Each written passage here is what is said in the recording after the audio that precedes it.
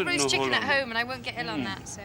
When she converted to Islam and married Imran Khan, she turned her back on her old life, just as her husband had done. Have a bit of yogurt and some rice. Yeah? This is really, I mean, I have no sympathy for you now if you suffer. This is really suicide. Do you see this marriage as a turning away from the life that you may have led in other parts of the world? You mean a playboy?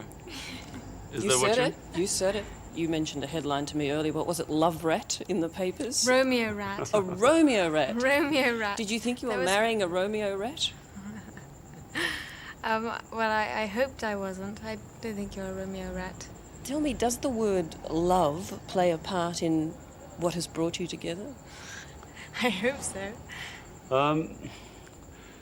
You know, I'll just say that in our culture, you know, a public show of affection and publicly talking about these things is sort of not really considered very common. And I think it's between two people. Because, you know, you see in Hollywood people sort of proclaiming love, you know, and this huge love affair, and 2 years later they are divorced. It's quite embarrassing. But it's an interesting difference in your responses. Jemima said, yes, I hope so. And you were reticent to talk about it. It's only because it's always considered something too mushy to talk about in public. I mean, it's between two people. Mm-hmm. But there is some of that stuff there, obviously. Well, there must be something to have got married to her. Yeah. He's a middle-aged man who has decided to tie the knot with a girl half his age who is British and the daughter of a Zionist billionaire. And he's telling us what we ought to do and how we ought to live. Now, if I married because the other culture was superior, if I married her because I thought she was white and superior in English, then of course it is a hypocrisy. The fact is that an English girl has come and started living in my culture. Assalamu alaikum. I recognize you. Assalamu alaikum.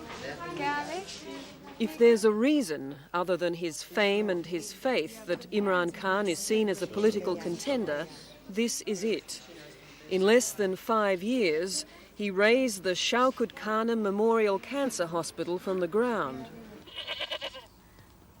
A world-class cancer treatment and research facility, it was built in honour of his mother who died of cancer in 1985.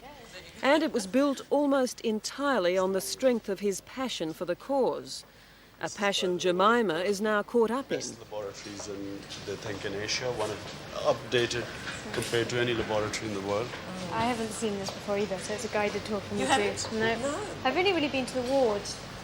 People, the longer they live, I guess, accumulate more wisdom. Do you have any sense of Imran, who is twice your age, being a wiser person than you are now? Yeah, I mean, I think he's definitely got a lot to teach me, but... And you're prepared to learn from him? Yeah, I hope he's prepared to learn from me a bit too, but at 21, who knows? Who knows what I can do. Imran speaks a lot about choosing a wife who has a vision that is compatible with his vision. Do you feel that you share his vision? Well, I hope so. And you believe that and the two of you believe in the do? same things, yeah. I think what instinctively I think he's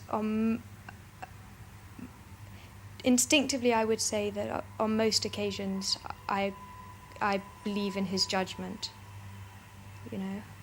You mean my husband is never wrong? No, I don't mean my husband's wrong. He's wrong quite often, but I mean that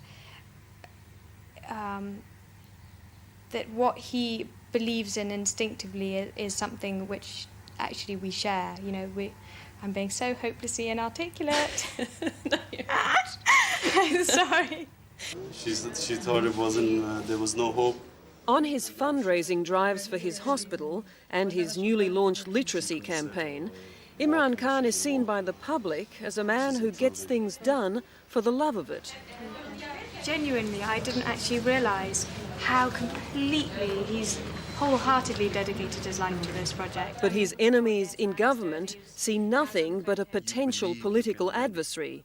even though he denies it. I mean, if I wanted to join politics, my first offer was way back 6-7 years back, when General Zia offered me to join the interim government as a minister.